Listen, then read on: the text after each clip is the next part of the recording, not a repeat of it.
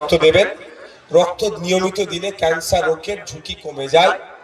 রক্ত নিয়মিত দিলে স্ট্রোকের সম্ভাবনা কমে যায়। পৃথিবীর 10টা ভয়ঙ্কর রোগের মধ্যে হচ্ছে ক্যান্সার আর স্ট্রোক, দুটো ভয়ঙ্কর রোগ। এই আপনারা নিয়মিত রক্ত দেবেন। 120 দিন পরে যদি তৃণমূলের কোনো এলাকায় রক্তদান শিবির হয়, আমি নির্দ্বিধায় বলছি, আইএসএফ যদি প্রোগ্রাম না করে আপনারা প্রয়োজনে তৃণমূলের মঞ্চে গিয়েও রক্ত দেবেন, কোনো সমস্যা নেই। পার ডে পশ্চিমবাংলায় 1800 থেকে 2000 ইউনিট রক্তের প্রয়োজন হয়। এই ঘাটতি পূরণ করতে সরকার পারে না, আমরাই কিছুটা হলে পূরণ করার চেষ্টা করি। তাই রক্ত দিলে যেমন মুমূর্ষ রোগীর প্রাণ বাঁচে, রক্ত দিলে যেমন সম্প্রীতি ঐক্যের বার্তা যায়, রক্ত দিলেও আপনার স্বাস্থ্য ভালো থাকে। 120 দিন ছাড়া ছাড়া নারী পুরুষ সবাইকে বলবো আপনারা রক্ত দেবেন। বন্ধুগণ, এখানে একটা বড় পয়েন্ট আছে এসআইআর।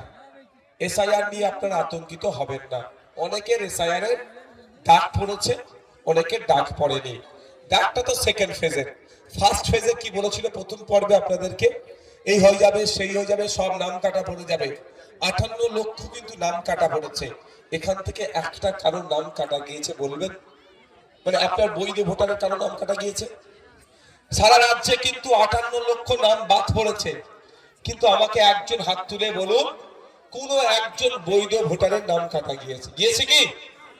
এরপরে কি পর্বে আছে আপনার নাম কাটা গিয়েছে?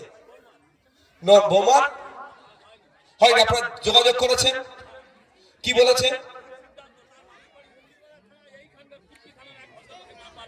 সেটার জন্য যে বিওলা কথা বলেছেন, কি বলেছে, উত্তর কি দিয়েছে? হিয়ারিং এ ডাক পড়বে তো। আমি তো সেটাই বলছি বাবা, হাত হিয়ারিং এ ডাক পড়বে তো। আপনার আমি প্রশ্ন কি ভালো করে বোঝেন।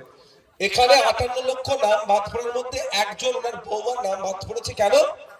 3টে কারণে নাম বাদ পড়ে বলে দিচ্ছে। একটা হচ্ছে শিফটিং, একটা হচ্ছে ডেথ, আর একটা হচ্ছে অ্যাবসেন্ট। হয়তো ওনার শিফটিং ছিল মন্দির বাজারে, হয়েছে এখন কুলপিতে, ঠিকঠাক নাম উঠেনি ওই জন্য, কিন্তু হিয়ারিং এ গেলে এরা নামটা চলে আসবে। আমি ইনাকে দিয়েই বলছি, ইনার বৌমা আর্টিকেল 326 অনুযায়ী ভোটার ভারতবর্ষের, সংবিধানের 326 নম্বর ধারা অনুযায়ী